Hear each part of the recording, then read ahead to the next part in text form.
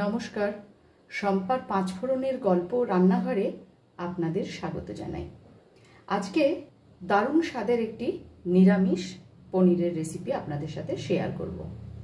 এই নিরামিষ পনিরের রেসিপি বানাবার জন্য আমি এখানে নিয়েছি 200 গ্রাম মতো পনির, একটা টমেটো, কিছুটা আদা, 5টা কাজু, 3টে পাকা লঙ্কা, একটু মটর আর নুন তেল তো থাকছেই।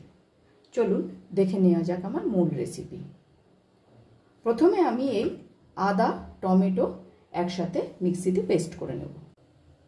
কড়াই গরম হয়ে গেছে, কড়াইয়ের মধ্যে আমি দিয়ে দিচ্ছি বেশ কিছুটা সাদা তেল। তেল গরম হয়ে গেছে, এই তেলের মধ্যে আমি পুরো গোটা পনিরটাকে দিয়ে দেব।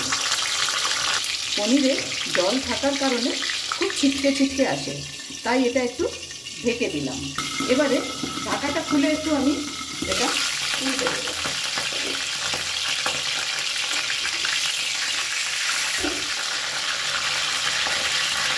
আবারও ঢাকা দিয়ে দেব। এবারে ঢাকাটা খুলে নেব। পনিরটা আমি এবার নামিয়ে নেব। এটা ততক্ষণ ঠান্ডা হোক, আর তেলটা আমি এবার একটু কমিয়ে নিই। এতটা তেল আমাদের লাগবে না। তেলের ওপরে আমি দিয়ে দিচ্ছি গোটা গরম মশলা আর দেব গোটা জিরে। একটুখানি এটাকে নেড়ে নেব। আদা, কাঁচা লঙ্কা আর টমেটোর পেস্টটা আমি এবার তেলের ওপরে দিয়ে দেব। এর মধ্যে এবার আমি কয়েকটা মশলা যোগ করব। দিচ্ছি সামান্য একটু লঙ্কার গুঁড়ো ও একটুখানি ধনের গুঁড়ো। দিয়ে দেব সামান্য একটু চিনি। দিয়ে দিলাম একটু চিনি। এবারে খুব ভালো করে মশলাটা কষিয়ে নিতে হবে। প্রায় কষানো হয়ে গেছে মশলা, সেই অবস্থায় মটরগুলো আমি দিয়ে দিলাম। মটরগুলো দেওয়ার পরে আমি গ্যাসের ফ্লেমটাকে একদম লোতে করে এটা একটু ঢেকে দেব। ততক্ষণে আমি পনিরটা কেটে নেব। পনিরটাকে আমি এইভাবে কেটে নিচ্ছি।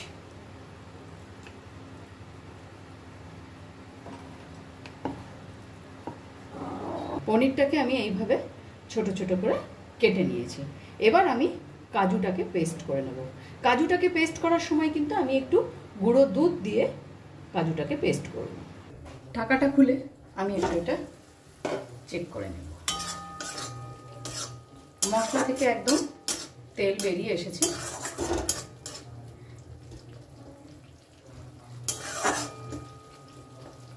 এখন এর মধ্যে আমি দিয়ে দেব কেটে রাখা পনিরগুলো।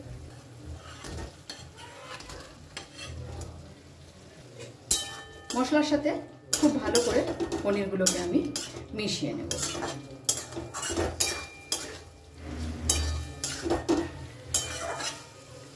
দুধ দিয়ে যে কাজুটা আমি পেস্ট করলাম, সেই কাজুর পেস্টটাও কিন্তু আমি এখন এর মধ্যে দিয়ে দেব। আর দিয়ে দেব মিক্সারের এই বাটি ধোয়া জলটা। গ্যাসের ফ্লেমটাকে কিন্তু আমি এ সময় একদম লোতেই রাখবো, কারণ কাজু যেহেতু দিয়েছি নিচে কিন্তু লেগে যেতে পারে। এবার এটাকে আমি কিছুক্ষণের জন্য ঢাকা দিয়ে দেব। ঢাকাটা এবার আমি একটু খুলে দেখে নেব।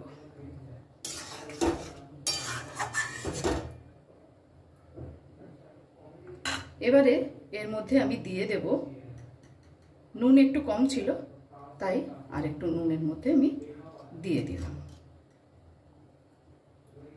ভালো করে মিশিয়ে আবারও এটা আমি চাপা দিয়ে দেব।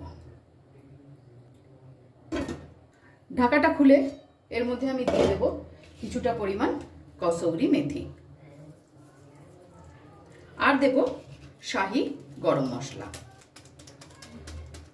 এটা ভালো করে মিশিয়ে নেব। আমার রান্না যদি আপনাদের ভালো লেগে থাকে অবশ্যই ফলো ও লাইক করে আমার পাশে থাকবেন। আর যারা ইউটিউব থেকে দেখছেন তাদের কাছে অনুরোধ রইল তারা চ্যানেলটি সাবস্ক্রাইব করে অবশ্যই পাশে থাকা বেল আইকনটি প্রেস করুন, যাতে আমি কোনো রেসিপি দিলে আপনাদের কাছে নোটিফিকেশন পৌঁছে যায়। এবার এটাকে আমি ঢেকে দিলাম 5 মিনিট স্ট্যান্ডিং টাইমের জন্য। গ্যাসটাকেও আমি অফ করে দিচ্ছি। তৈরি করে নিয়েছি খুব কম সময়ে পনিরের একটি খুব সুস্বাদু নিরামিষ রেসিপি। ভিডিওটি আপনাদের কেমন লাগলো অবশ্যই কমেন্টস করে জানাবেন। আজ তাহলে এই পর্যন্তই। দেখা হচ্ছে সামনের ভিডিওতে অন্য কোনো রেসিপির সাথে। ভালো থাকবেন, সুস্থ থাকবেন।